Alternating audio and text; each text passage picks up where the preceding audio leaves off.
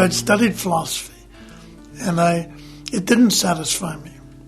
No matter where I read and what I did, it was interesting to me, and I kept reading it, but it didn't satisfy the quest at all. So I was ready for something else. And I think that's the key. That's when you start listening. You start listening when you're wanting to know something. When you think you know it all, then listening becomes a little harder. Then you're just thinking, do I agree with this? Don't I agree with this? Does this person have the same idea or a different idea than I have?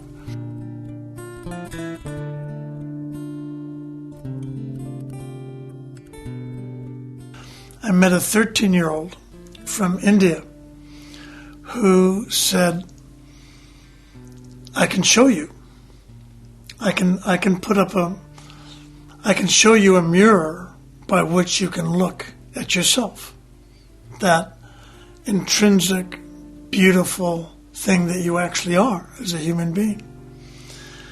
And he called it knowledge, or knowledge of self. And so I explored it a while because it was interesting. He was only 12 or 13 years old, and he hadn't read the books, and he didn't. I remember everyone was asking him questions. And finally he said, I'm tired of answering all your questions. He said, what makes you think I know? I'm only 13, and I haven't read scriptures, I haven't read any books. He said, everything I know is coming from this self-knowledge, and I'm just speaking from that place. And what he was saying was extraordinary. But he said, I'm tired of answering your questions. I'm offering you this same knowledge, this same way to look at what you know. So why not ask me for that and get all your own questions answered? And that was very, very intriguing to me, because it was not anymore just sitting at the feet of the wise man, but it was finding the inner source of that wisdom and gathering it oneself, answering one's own questions, or if you want, finding one's own answers.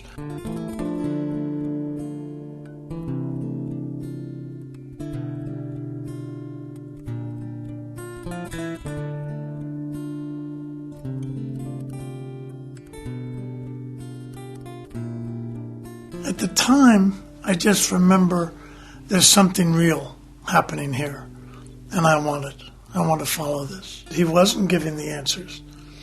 He was saying the answers are in you, and I can show you where. I can show you where. So I said, that can't be, because I had a self-image, and, there's not wisdom in me, and there's not love in me, and there's not joy in me, and there's not peace in me. And he was saying, yes, there is. And so I would say, well, how can I know? He said, you can ask me for this mirror.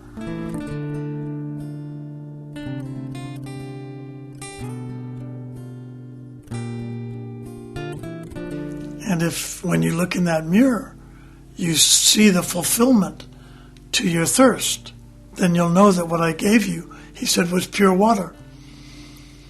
If it doesn't fulfill your thirst, then you'll know that what I gave you was not pure water, or that you were not really thirsty. So I said, aha, it's empirical. This isn't a philosophy to believe in. This is something I can test, I can validate within myself.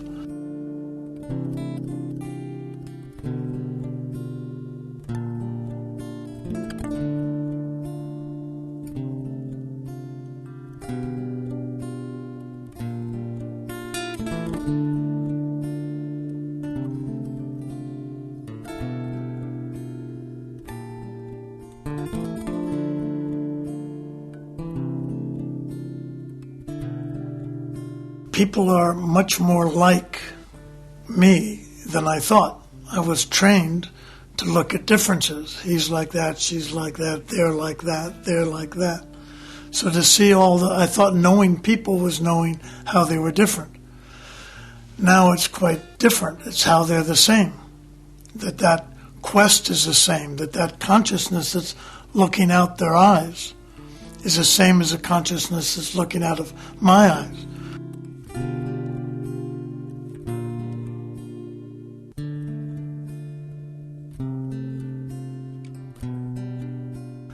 The question is, what do you really want? Because whatever you think you want a car, you want a new house. You say, well, why do you want that? Well, God, it would feel great to be in that, so you want to feel great. Or I'd feel secure, so you want to feel secure. What do you want to feel secure for? Well, so I can be content, or so I can be at peace. You just ask a couple of what fors, and you get down quickly to the root of, I want to be happy, whatever the word you use. I want something that's basic that I wanted as a child and I still want. I want to have fun.